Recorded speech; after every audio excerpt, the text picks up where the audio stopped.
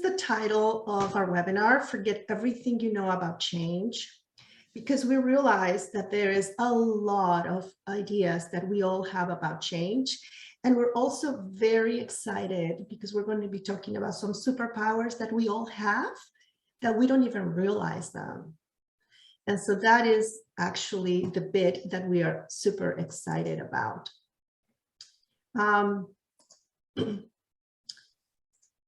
So in the last week, in the last webinar that we had, at the end, I had the pleasure of talking to some people that participated that are very close to me. And some of them said, well, you know, I know a lot about changes, and I know about how to tell a different story about change. And I think that's a really common idea in today's world, right? We are familiar with the fact that we think, and that the fact that thought has a really important role in our lives. And so some of us have learned to tell a different story. It's like, okay, we're going to tell a different story about change, or we are going to manage change. We're going to do certain techniques. I'm going to try to reframe change and all this stuff. So that is not the focus of this training. So we are not focusing on changing, managing, reframing change. We really hope that at the end of today, you'll be able to see that there is a completely different way that we can experience any change, okay? And that's a bit, it's a subtle difference, but it's an enormous difference, because what we're proposing is that the way that we've been experiencing change is not the whole story. Mariana, I don't know if you want to add anything at this point. Yeah, well, it's just really to emphasize that we are talking about a radically different way to experience change, to view it and to experience it, so that we can really go through it with more ease and more confidence. Great, thank you. So at the end of today, there are two things that we're hoping you're going to get. One of them is to understand why we experience change with difficulty, pain, and resistance. And the second is to see and to discover that you're actually perfectly prepared to deal with any change that comes your way. So that's our focus. Okay? So we have been researching this for the last year or so.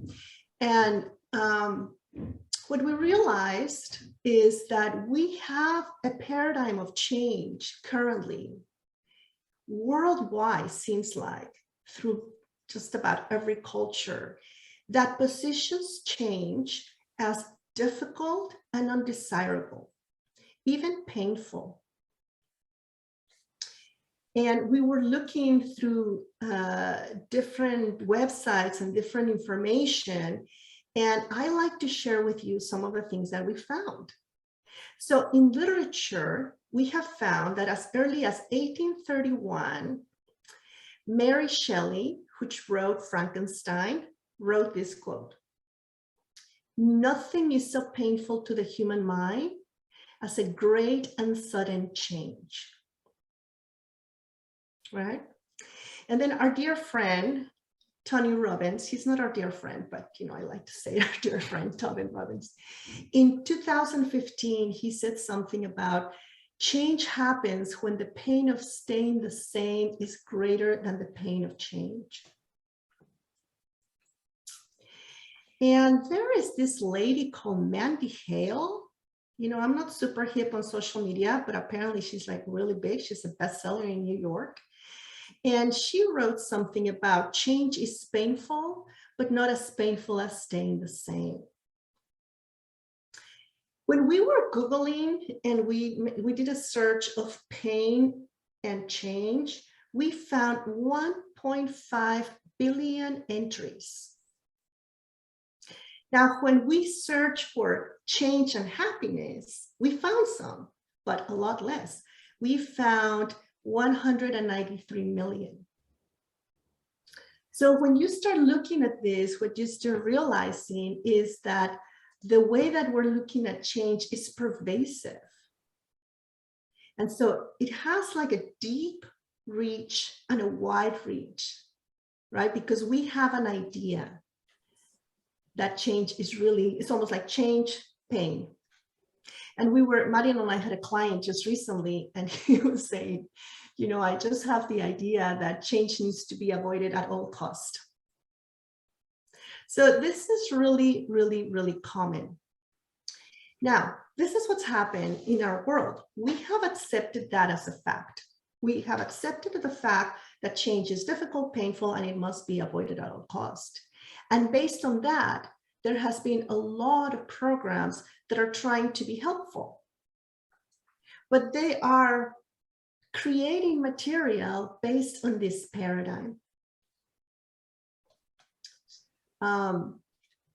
So most advised, most techniques, most programs that we have found that deal with change or try to help us with change are based on this idea that we all have accepted, and it is in our literature, it's in our music, it is in our self-help books, it is in our social media, it's just everywhere. So we just wanted to give you a sense that how we see change really is very pervasive, and it's ingrained almost in every single culture and probably throughout the centuries. I don't know if you've ever thought about that, but I was like really shocked. 193 million entries with change and happiness, and 1.5 billion with change and pain, right? So there's a contrast there.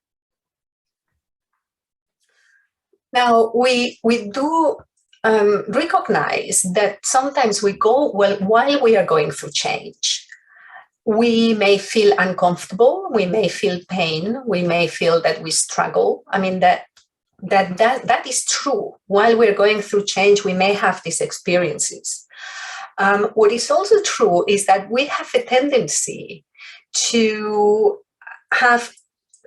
make up a story in our minds about how we are feeling and attribute it to circumstances. So sometimes I may be feeling a little grumpy or a little irritable, and for sure I will look at my husband and I will find a reason why he's caused that, right? So we have this tendency, and then what also happens is while change is happening, we will at times feel uncomfortable and feel we are struggling, and it is common to then create a mental story about that many times is invisible to us, but that is causing real feelings of discomfort and pain. And then just the same as I find all the reasons to assign my grumpiness to my husband, we then assign our pain to the change. So suddenly we've got the evidence that change is painful. But what really tends to happen is that we are very good at creating mental stories about our experience. And that's what completes the loop. So there we go. The paradigm that change is painful is true because I feel pain and there is change. So this is something that Gabriela and I were considering and going, that's interesting. And that's why we end up with this paradigm, and we end up reinforcing the paradigm again and again. So it becomes more pervasive. Mm-hmm. Yeah, and in our last webinar, there was a participant, and she's a human resource director of company. And, she's really aware of all of this. She's done some training on this. not our training, but other kind of training. And she says, I know that we can experience it differently. And then towards the end of the webinar, she said, one of the things that I say a lot in my company out loud in my meetings is, well, we're not good at change, are we? And I just want to stop saying that. And so what Marian just said is something that happens so invisibly for me too, right? I'm experiencing change. I have this idea that it's difficult somewhere in the back of my mind. Then I experience difficulty as I'm experiencing change. And innocently at times I said, see, it's true. So we wanted to bring that to light to you, because this is how we perpetuate that change is difficult. Are you ready for an exercise? Yeah, maybe can I clarify something else here, Gabriela, that just to emphasize that what we are saying is not that we need to change our story about change. Maybe now say, oh, change is good, because sometimes change is not good. Sometimes change is not bad. What we are saying is that change being painful is a story. It's not a fact. So what we are interested in is, okay, what is the fact then, rather than bringing in a different story? And we'll talk more about that a little later. Thank you. Thank you, Marian. Okay, so this is our fantastic exercise, okay? We want you to think of a time when you experienced change, and at first you did not know what to do.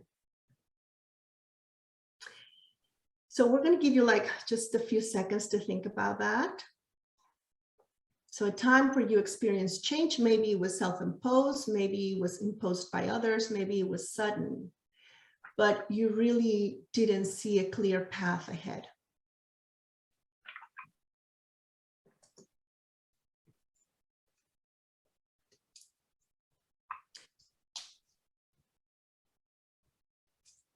Now, what we're interested in finding from you, and you can use your chat for this, is how was that experience at first when you really didn't know what to do?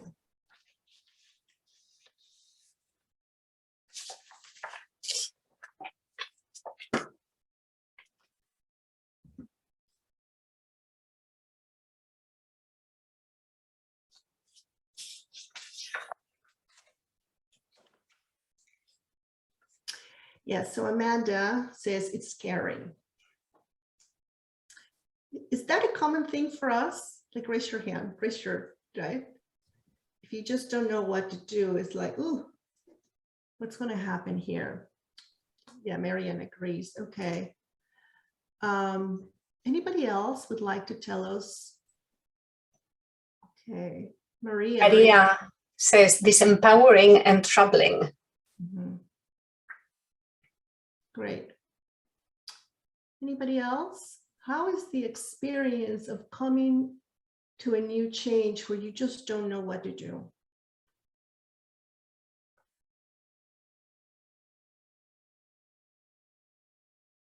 And if you can't think of a change, something that just occurred to me was, when the pandemic started a couple of years ago, and suddenly, I think that was a change for all of us when we found out, well, cannot meet people in person anymore, and suddenly we're in lockdown. And I don't know about you, but it can be exciting.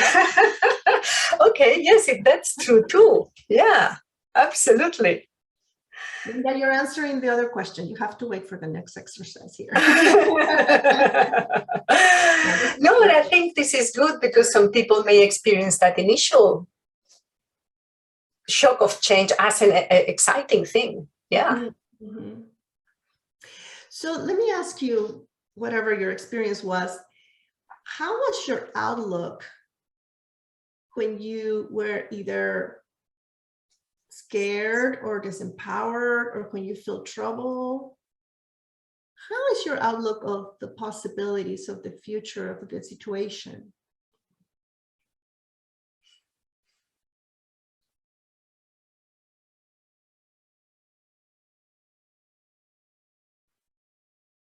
Pessimistic, yeah. Bleak. And how is your confidence in your ability to deal with this, or in your ability, or in your sense of, I'm going to be able to do this gracefully and fine?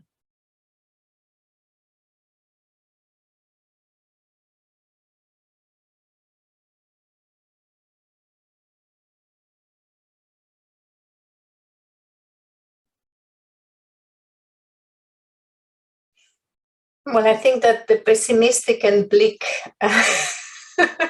comment kind of says that. You know, it's interesting, right? Because when we are experiencing that and we feel this sense of pessimism and we're looking towards the future, all of a sudden we feel shaky about how are we going to do this? I may not be like really good at this. And there are a few people that I've heard that have told me, you know, I'm just not good with changes. We've got a comment from Amanda and from another one. Oh, we've got several coming. Sue. It becomes overwhelming and full of anxiety. Maria says, initially there is a belief that I have this, but reality often buttresses against that, and I lose confidence in my ability to handle this. Yeah. And Amanda says it comes and goes, sometimes hopeful. Okay. Yeah, and I think this is pretty common, right? Like, I go into fight mode. Oh, yes. Yes. Yes, that's right. This is another thing, because right, it's just like, let me go at this. So this is, I think, a common experience. This is not that unusual, right? Like, you could be a pretty self-assured human being and you can still experience this. Now we're going to take the exercise a little bit farther. What happens after a while? So you're faced with a change. You don't know what to do. Maybe you start feeling a little anxious. Linda gets excited. Some of us get excited, right? But if you don't get excited and you're in that space of like, oh, geez, you know, how's this going to go? We just start going into the fight mode. After a while, what happens?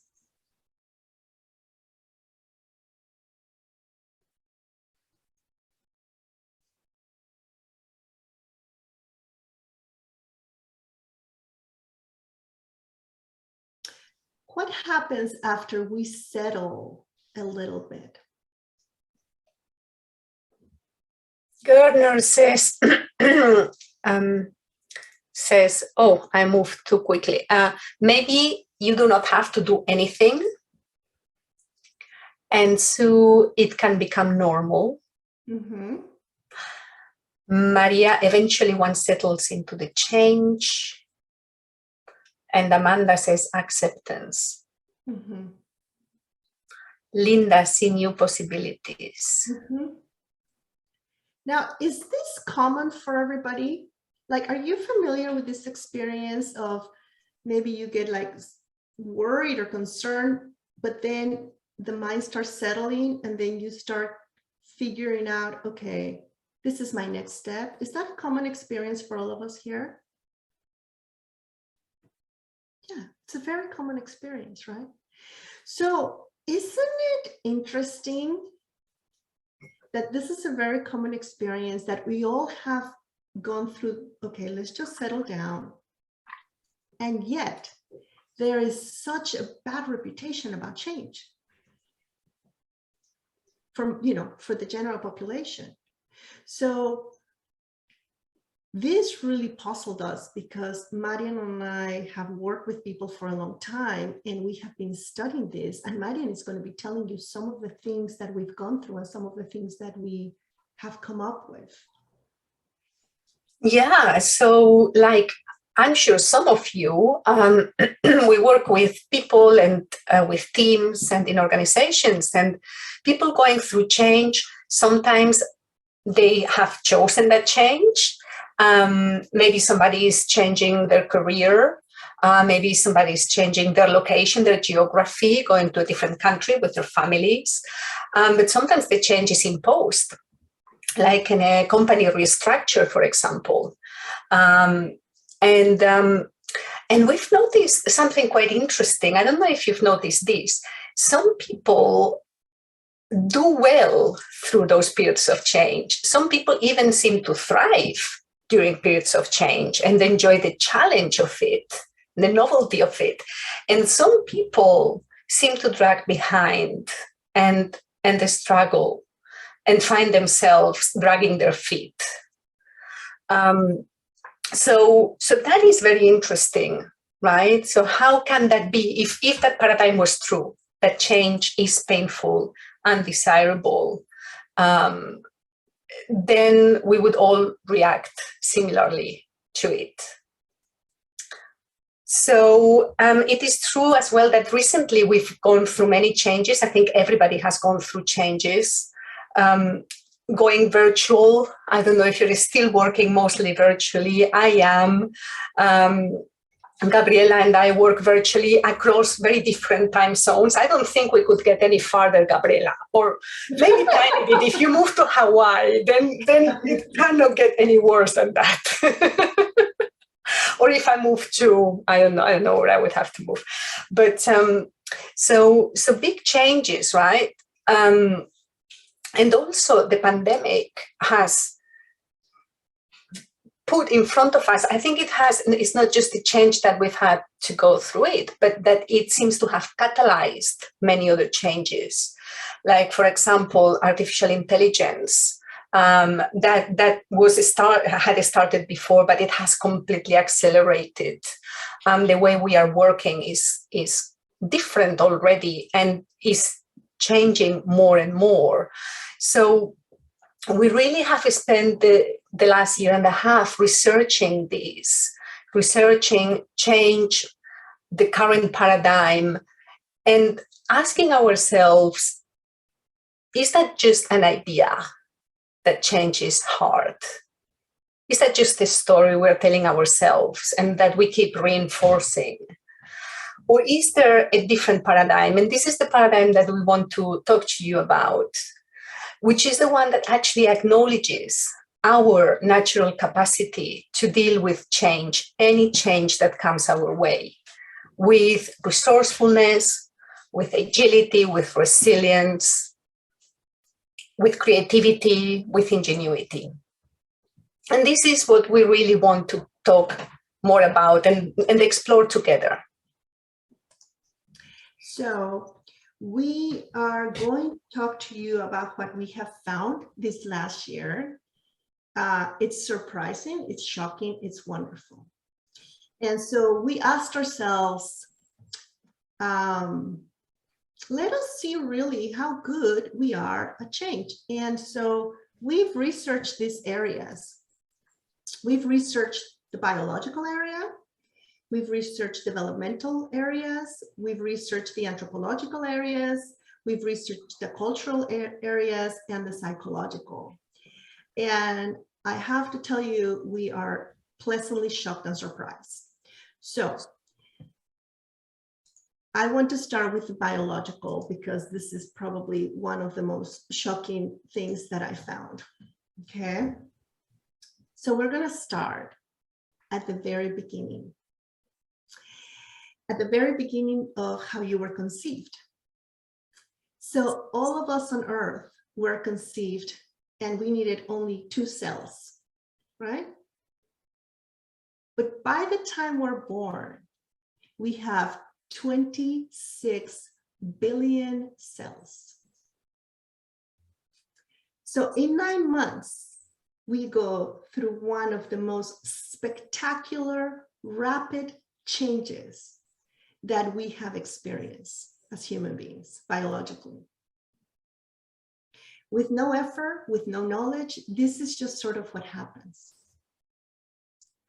Now, what's fascinating is after conception, day 5 or 6, our cells actually start dividing into different kinds of cells. So you have bones and skins and organs and all kinds of stuff.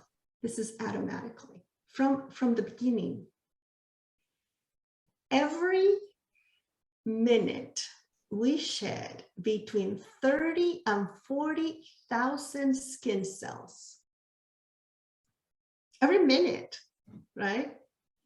And you don't have to schedule it. You don't have to focus on it. You don't have to practice it. You don't have to meditate about it. This is just what happens.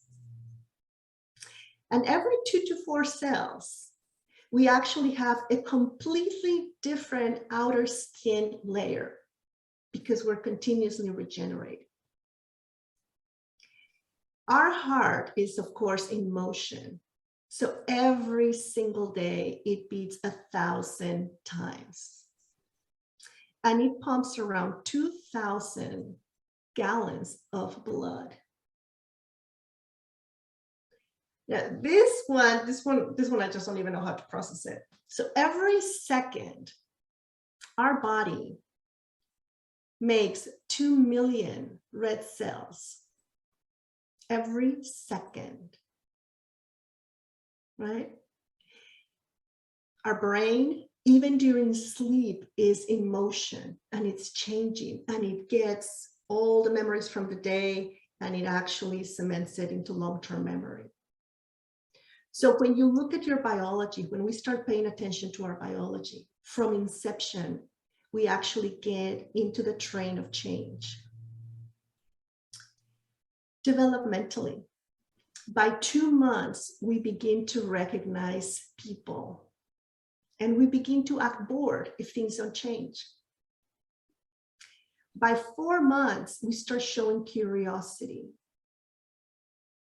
By a year, we can follow simple directions. And by 4 years, we can start predicting how things are going to happen. No attention needed. This is just what happens naturally. Anthropologically, we learned to deal and control fire around 800,000 years ago. And we started migrating out of Africa between 50 and 60,000 years ago. Today, we inhabit every continent on Earth. The cultural changes that we have gone through in the last few decades are remarkable. We went from having no Google, right? Nobody had Google before 1997. And now in 2002, it became a verb. Who doesn't Google? Everybody Googles, even my 93-year-old mother-in-law, right? I don't know if you remember this, but we went from 8-track, I guess, at one point there was the record and there was the 8-track, right? But more recently, we went to Napster and that's when we started downloading music.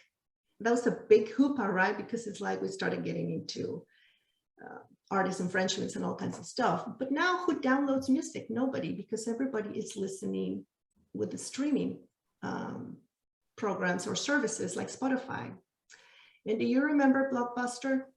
Blockbuster here in America is where you could go and actually rent the movie. And it was like, oh my God, I hope that there is a copy of this. Now, of course, we Netflix. And one of the greatest things, I think, because this starts moving us from the cultural to the psychological, is in the past, we really wanted to memorize things because it was helpful to us. And now we all have moved to learning how to search for things. Our psychology is also at work and changing all the time, all the time, all the time. So have you noticed that your moods and your feelings and your ideas can change so quickly inside of you without nothing outside changing? You can be in a meeting or in a class like this, and I'm sure this has not happened here, but then all of a sudden you can start thinking about, I'm wondering what I'm going to cook for dinner tonight. And you're still here, right? We are able to adapt to situations, even when we don't want to. Like probably nobody on earth really wanted to use a mask everywhere where we went, right? I mean, nobody wanted to do that, and yet we adapted. And we are able to feel secure or insecure about our abilities at any moment. So when you start looking at this, what you realize is we have been dealing with change from the very beginning of our lives, not only individually, but as a species. We have adapted from the beginning of time. We are able to learn and to adjust to all the changes that are coming our way all the time. And in a sense, if you're alive, what we can say is that you are change in motion. You are change in motion, and our bodies biologically and psychologically and spiritually are able and do deal with change all the time.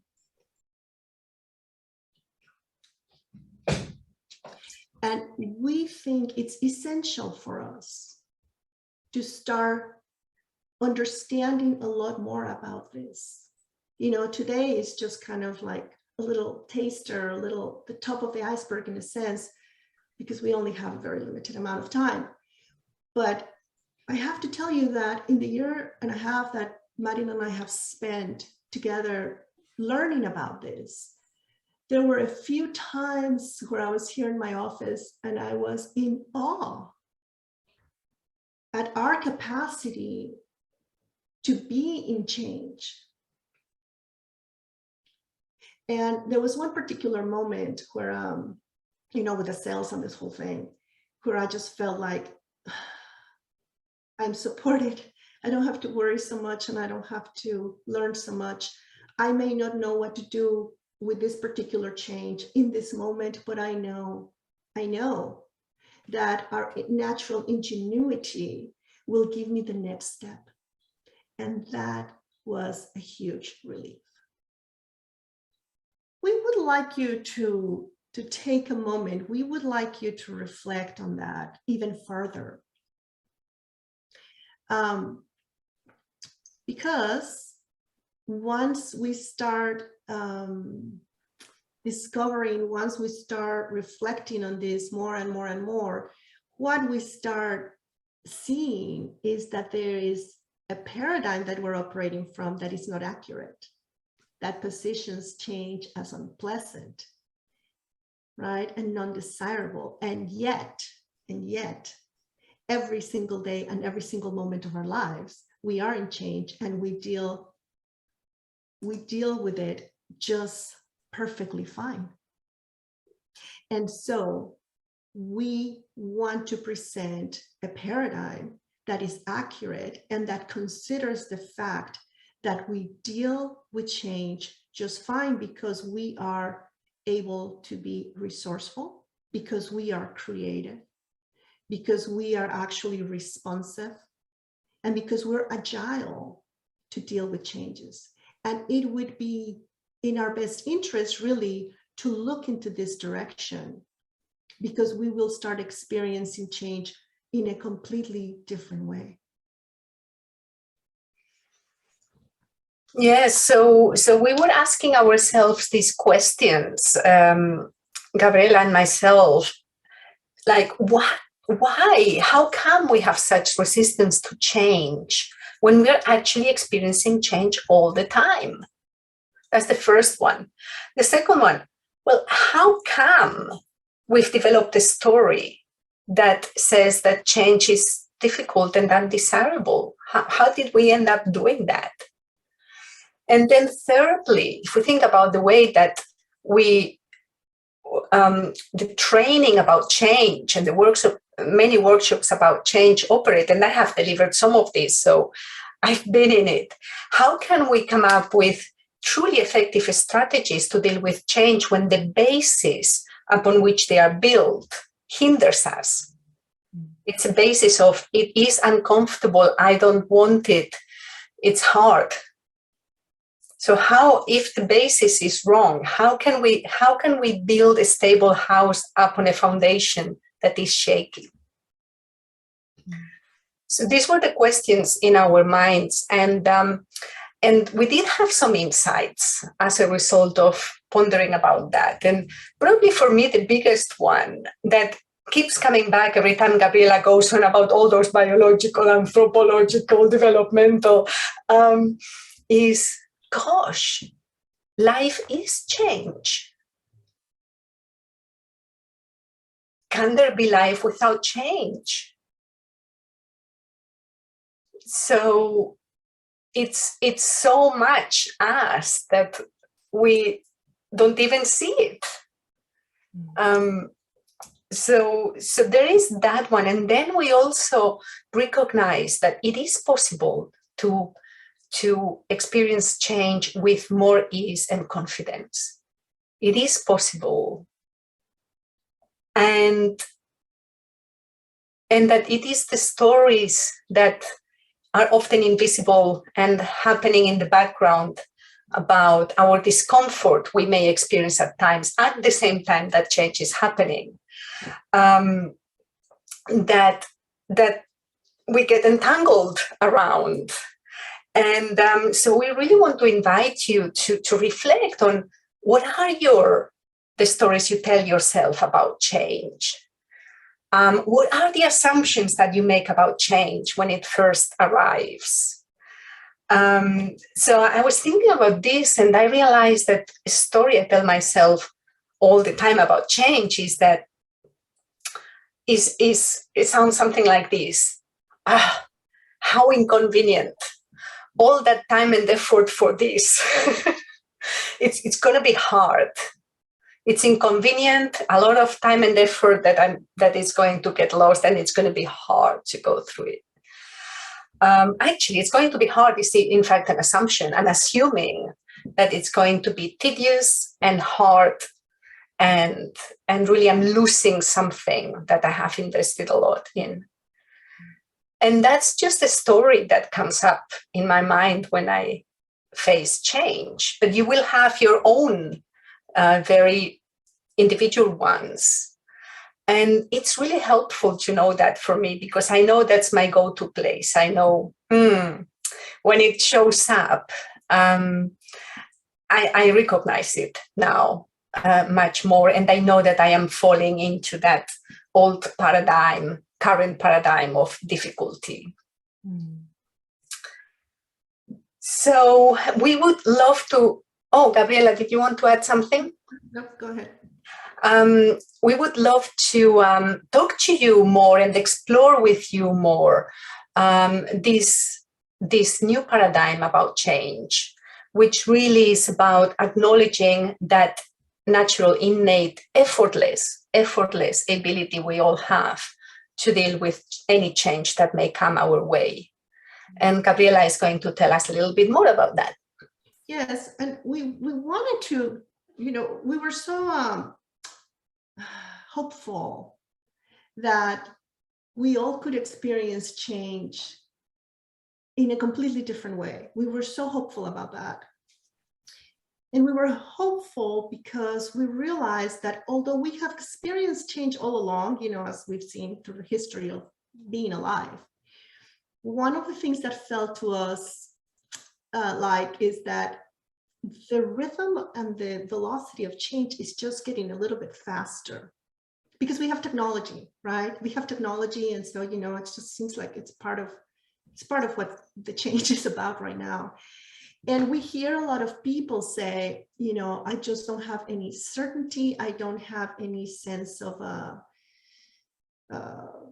knowing. I feel so uncertain about the future because everything is changing. Everything's changing just so quickly.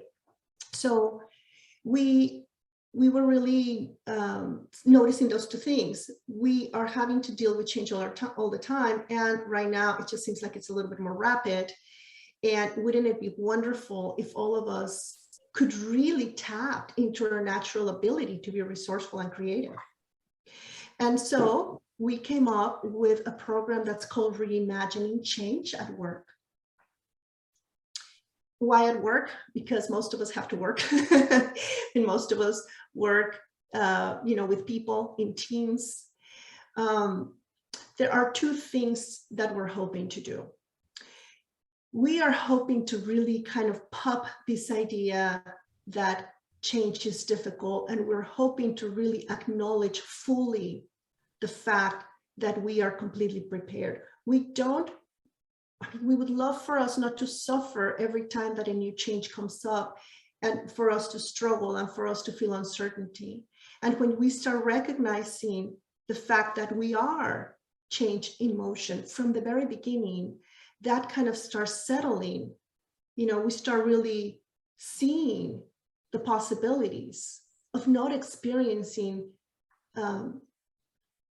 anxiety when any change or when every change comes up. So that's the first promise, I guess, or hope that we have with this program. The second thing that we're hoping to do is, if it's true that we are, ingenious and resourceful, how do we learn to tap into that and to harness that during times of change when we have to adapt rather quickly? So those are the two things that we're going to be doing together.